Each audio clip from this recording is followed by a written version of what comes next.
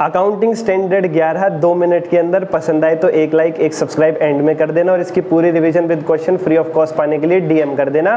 Comment box में मैंने number छोड़ दिया है। Accounting for changes in foreign exchange rate 4 topics के बारे में बात करता है। Foreign currency transactions, long term foreign currency loan, foreign operations और फॉरवर्ड एक्सचेंज कॉन्ट्रैक्ट। इन चारों का अकाउंटिंग ट्रीटमेंट सिखाता है। एक एक करके बात करते हैं। पेपर से एक दिन पहले बहुत मदद करेगी ये पूरी सीरीज डाल रहे हैं हम सारे इसकी।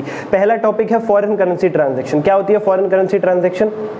आप अपनी डोमेस्टिक करेंसी से अलग किसी भी करेंसी में ट्रांजैक्शन करते हो वो फॉरेन करेंसी ट्रांजैक्शन कहलाती है। उसका इनिशियल रिकॉग्निशन स्पॉट रेट पर होगा और सब्सिक्वेंट रिकॉग्निशन यानी बैलेंस शीट डेट पर आप किस वैल्यू पर रिकॉर्ड करके चलोगे।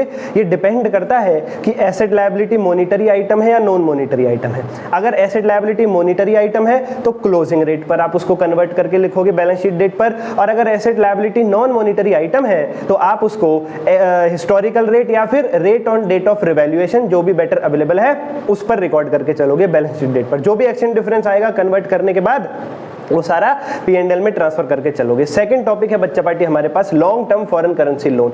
Long term foreign currency loan अगर आपने लिया है डेप्रिशिएबल फिक्स्ड एसेट को लेने के लिए, एक्वायर करने के लिए, तो फिर क्या होगा? तो उस केस में बच्चा पार्टी जो भी आपका इनिशियल रिकॉग्निशन तो स्पॉट रेट पर ही होगा। जो भी आपका डिफरेंस आएगा एक्सचेंज डिफरेंस सब्सिक्वेंट रिकॉग्निशन के वक्त उसको आप या तो P&L में ट्रांसफर करोगे या कॉस्ट से एडजस्ट करके चलोगे। और अगर किसी और पर्पस के लिए long term foreign currency loan लिया है, long term foreign currency loan taken for other purpose than depreciable fixed asset, तो जो सब्सिक्वेंट रिकॉग्निशन के वक्त एक्सचेंज डिफरेंस होगा उसे आप या तो P&L में ट्रांसफर करोगे या फिर FCMITD foreign currency monetary item translation difference account में डालोगे और इसे लोन पीरियड के ओवर एमोटाइज करके चलोगे। थर्ड टॉपिक है हमारा फॉरेन ऑपरेशंस। फॉरेन में जो हमारी ब्रांच है वो 2 प्रकार की होती है, इंटीग्रल और नॉन इंटीग्रल। इंटीग्रल का जो फॉरेन इंटीग्रल ऑपरेशन का जो ट्रायल बैलेंस है वो रुपीस में कैसे कन्वर्ट होगा, उसके एसेट लायबिलिटी को इनकम एक्सपेंस को कैसे कैसे कन्वर्ट करके चलोगे मैं बताता हूँ। एसेट और लायबिलिटी को आप कन्वर्ट करोगे बच्चा पार्टी किस रेट पर?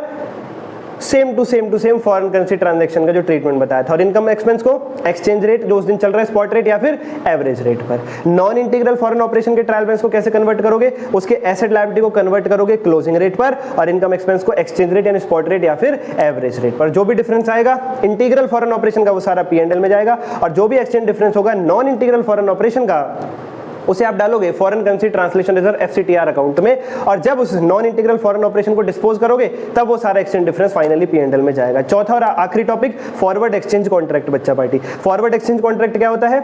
स्पॉट रेट और आज का जो रेट है और जिस रेट में आपने फॉरवर्ड एक्सचेंज कॉन्ट्रैक्ट किया है इन दोनों का जो डिफरेंस है वो आपका कॉन्ट्रैक्ट पीरियड में एमोटाइज कर दिया जाता है। एक लाइक एक सब्सक्राइब कर दो और DM करो 8851007100 पर सारे क्वेश्चंस की फ्री रिवीजन पाने के लिए। आज के लिए इतना ही, धन्यवाद।